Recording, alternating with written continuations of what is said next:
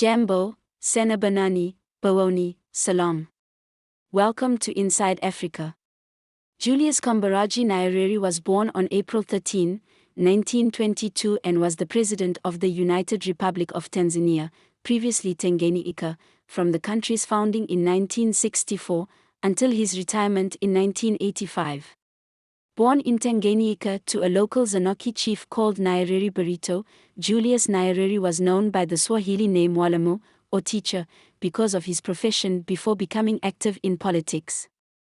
Nyerere was the first African head of state to retire voluntarily. He stepped down because he realized that his socialist policies of communal ownership of farms and state ownership of services were not working. Under his presidency, Tanzania slipped from being the largest exporter of food in Africa to the biggest importer of food. However, he made no attempt to cling to power or to influence his successors, who restored capitalism. Nyerere had wanted to make Tanzania self-reliant, free from indebtedness to former colonial powers or to the West.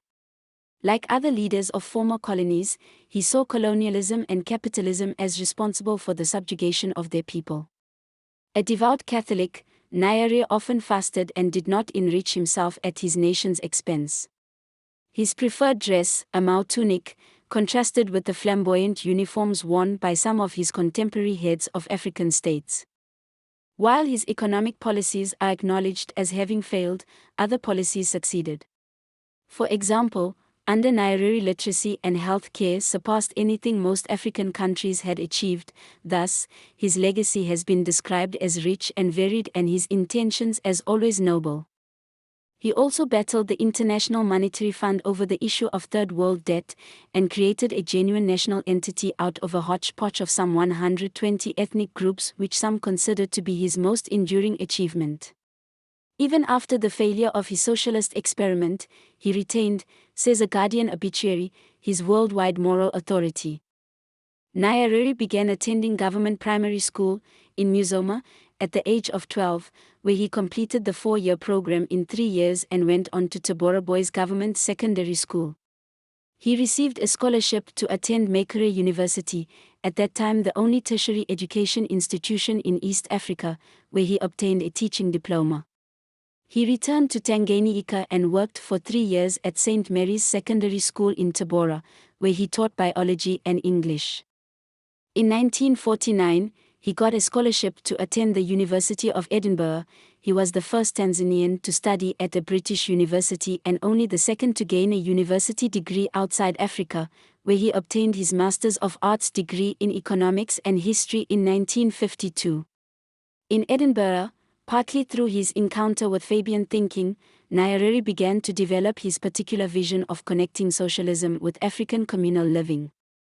Upon his return to Tanganyika, Nyerere took a position teaching history, English, and Kiswahili at St. Francis College, near Dar es Salaam. It is at St. Francis College that he founded Tanganyika African National Union, TANU. His political activities attracted the attention of the colonial authorities, and he was forced to make a choice between his political activities and teaching. He was reported as saying that he was a schoolmaster by choice and a politician by accident. He resigned and continued with his work on his goal to bring a number of different nationalist factions into one grouping, which was achieved in 1954. Nyerere traveled throughout the country, speaking to common people and tribal chiefs, trying to garner support for the movement towards independence. He also spoke on behalf of TANU to the Trusteeship Council and Fourth Committee of the United Nations in New York. His oratory skills and integrity helped Nyerere achieve TANU's goal of an independent country without war or bloodshed. The cooperative British governor Sir Richard Turnbull was also a factor in the struggle for independence. Nyerere entered the Colonial Legislative Council in 1958 and was elected Chief Minister in 1960. In 1961, Tanganyika was granted self-governance and Nyerere became its first Prime Minister on December 9, 1961. A year later, Nyerere was elected President of Tanganyika when it became a republic. Nyerere was instrumental in the union between the islands of Zanzibar and the mainland Tanganyika to form Tanzania, after a 1964 coup in Zanzibar toppled Jamshid bin Abdullah, who was the Sultan of Zanzibar.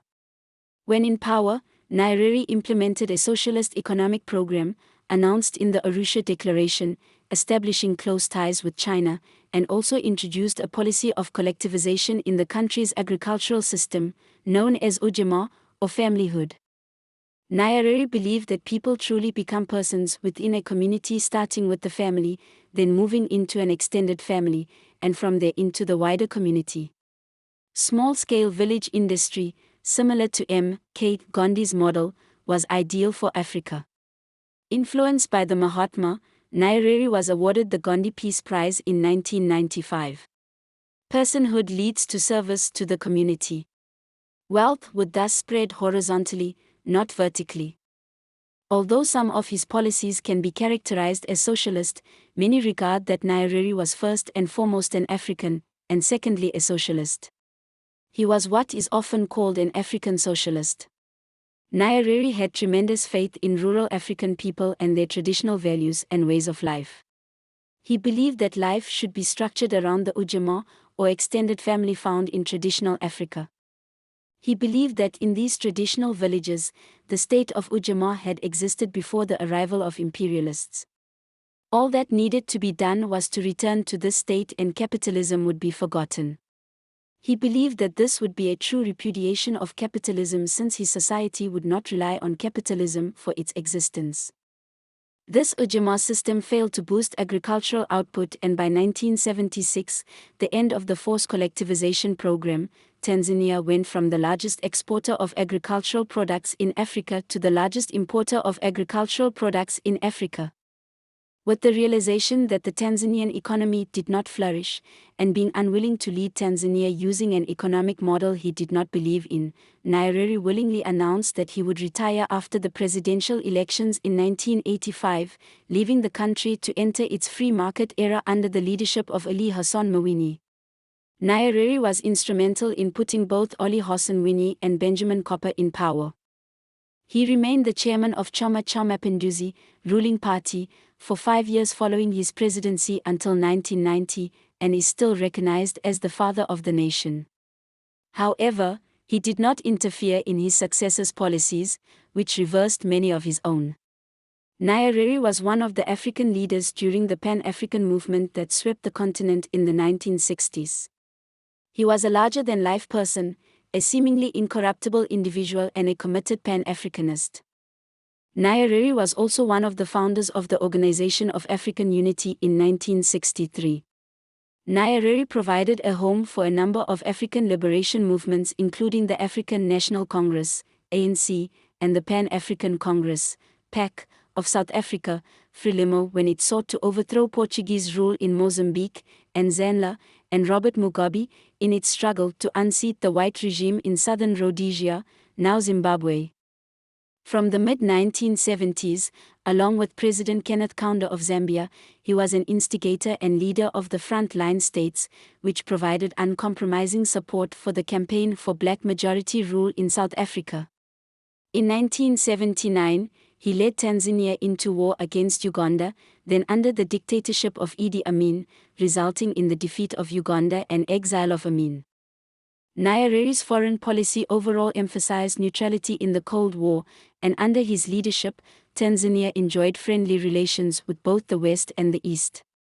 Outside of Africa, Nyerere was a model to Walter Linney, Prime Minister of Vanuatu, whose theories on Melanesian socialism owed much to the ideas he found in Tanzania, which he visited.